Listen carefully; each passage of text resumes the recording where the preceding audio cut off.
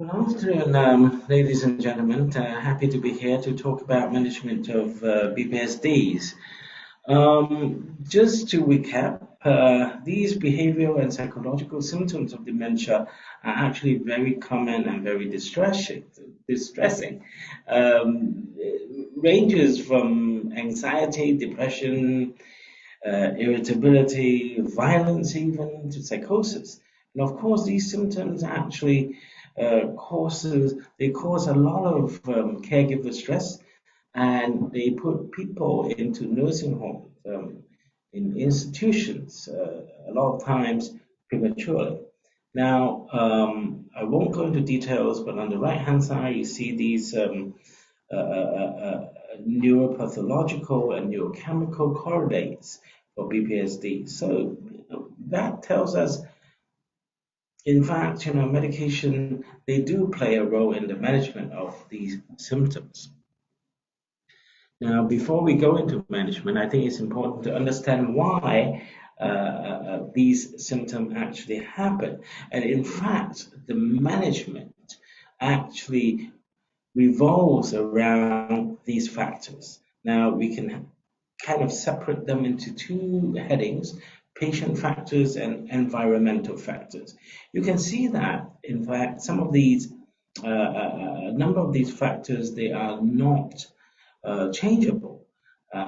Things like, the type of dementia the patient has, how severe the dementia, now the associating brain changes and also the chemical changes in the brain, we can't do too much about in a way. Now, family history of illness, genetics, we can't change, and the person's life history is in the past, and we can't go back to modify that. And also, personality is at this stage, it's we can say it's pretty much not changeable. Now, on the other hand, you can see that there are a number of other factors that can be modified. For example, some of these patients having BPSD because simply, some of the wanting, the needs that they are not being met, and sometimes it's because they could be in pain, but they can't communicate. We can optimize their medical care, and you can see on the environmental side of things, caregiver training and education. We can do a lot better in order to help the patients.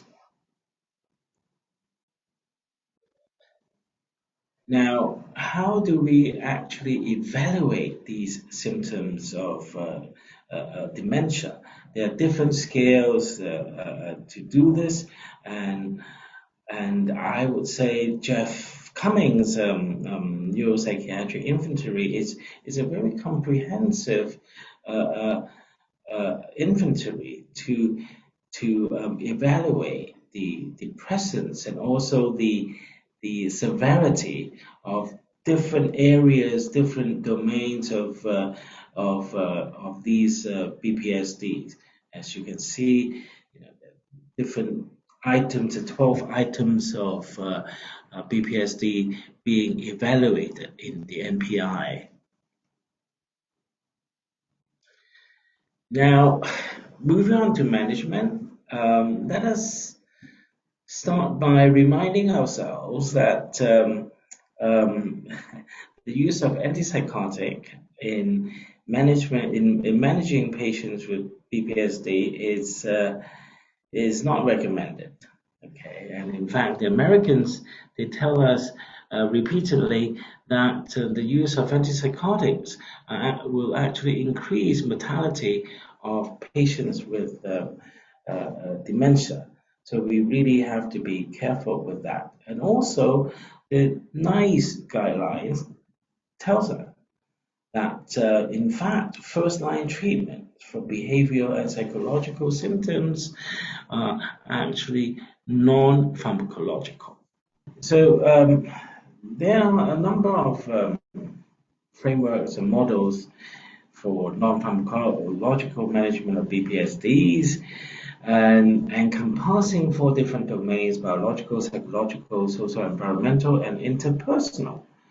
Now, these models, they tend to try to meet the needs of patients with dementia, and they have different level of cares, from recognizing the problems, the next step being having nursing and GPs involvement, and then at the top level of the care would be heavy specialist involvement, like neurologists or psychiatrists.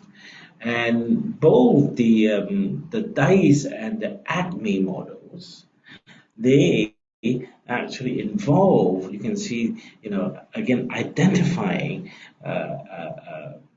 the or formulating the problems involved, and then you manage these problems, and at the end of it, you examine the outcome of the management. So you can actually we can summarize these different models or frameworks into, in a sense, 5 principles for the non-pharmacological management of BPSD.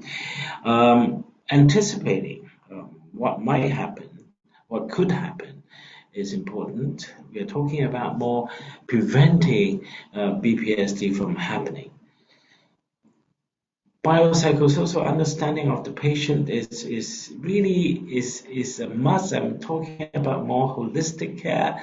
I'm talking about understanding the person, the life history, the personality, and also the underlying medical comorbidities. I mean, if we know these things, I think we can actually appreciate why the patient is having these symptoms. Communication is, of course, very important for patients with milder forms of dementia.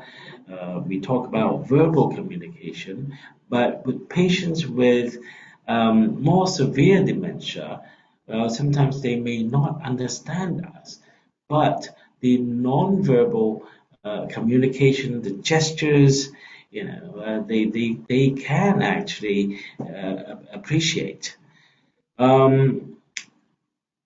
When you have a patient with being very agitated and or exhibiting violence behavior, the most important thing here would be to de-escalate the situation.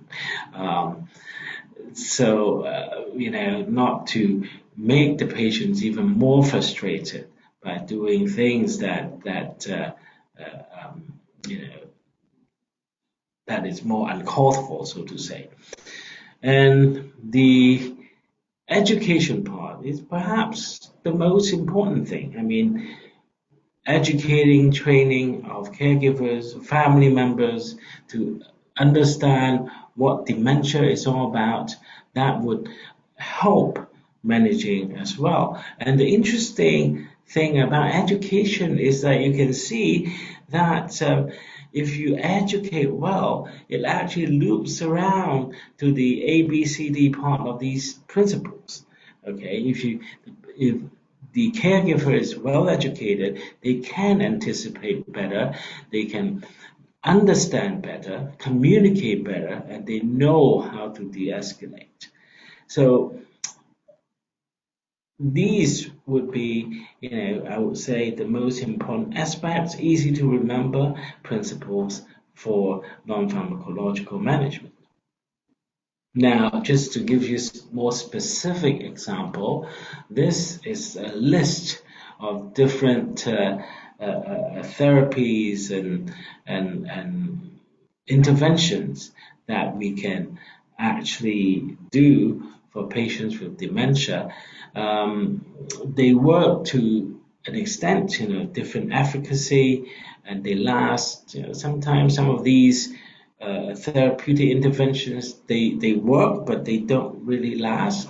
So I'm saying here things like music, relaxation, massaging, having videos and tapes of family members being there, reminiscent, looking at the past, behavioral therapy, lavender oil, aromatherapy. They help to lessen or sometimes even prevent these BPSD from happening.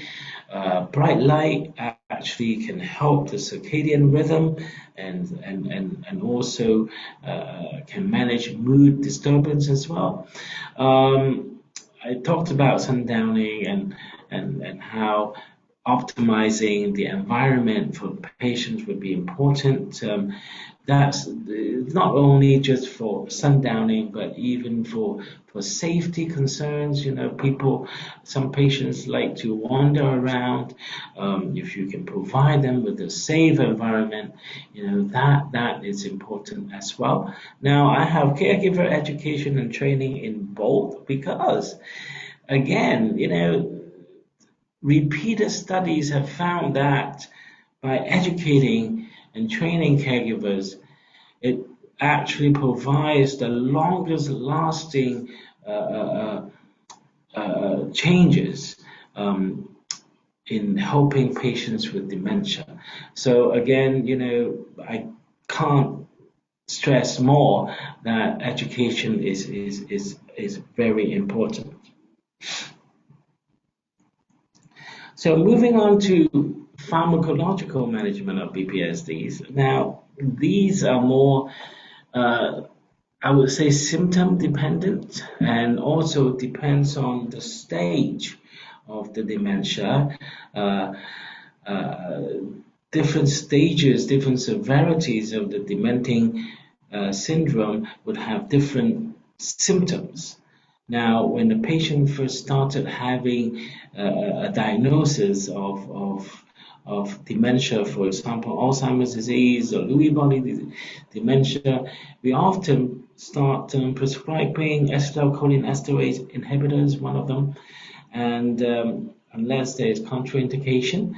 Later on down the line, when the dementia gets more severe, then we will consider the use of glutamatergic NMDA receptor antagonist, memantine, and depends. Some patients have anxiety, they develop depression, and we do use antidepressants, and we have a huge number of antidepressants to use. I often start patients with an SSRI. And apart from SSRIs, of course, we have other antidepressants as well to consider. And for patients having paranoia or other forms of delusions and hallucinations, although antipsychotics are definitely not recommended for patients with dementia, we do use them. Because I think a lot of times these medication can be very helpful. Now, we would choose to use these second generation or atypical antipsychotics to start with, for example, quetiapine or risperidone. The key is to start with the lowest dose possible. Sometimes I will start a patient on half the lowest dose, depending on the patient, and we very slowly increase the medication if we need it. Sometimes we don't really need to, and even at the lowest starting dose, patient do respond, and here, you don't want to titrate the medication up very quickly. Give time for the patient to respond. Now, another important aspect about pharmacotherapy is that for antipsychotics anyway, is that we don't keep the patient on the medication indefinitely. Once the symptoms have resolved, then we would taper the patient off the medication. Sometimes family members are skeptical that we do that because the medication really helped the patient, but we will have to convince them that it would be fine. I mean, we would stop the medication. We remind them about the serious side effects, possible side effects of this medication. If the symptoms actually return, then we can restart the medication. Now, other medications, I tend not to use medications if I don't have to, but medications like benzodiazepines or anticonvulsants, they are, again, I would not recommend using those.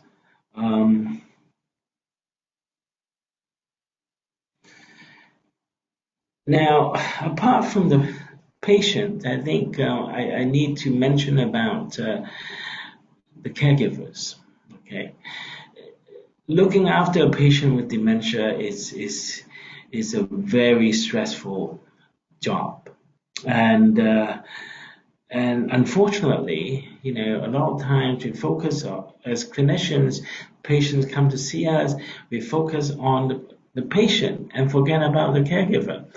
And but in fact, the caregiver or the caregivers, they can be our so-called hidden patients.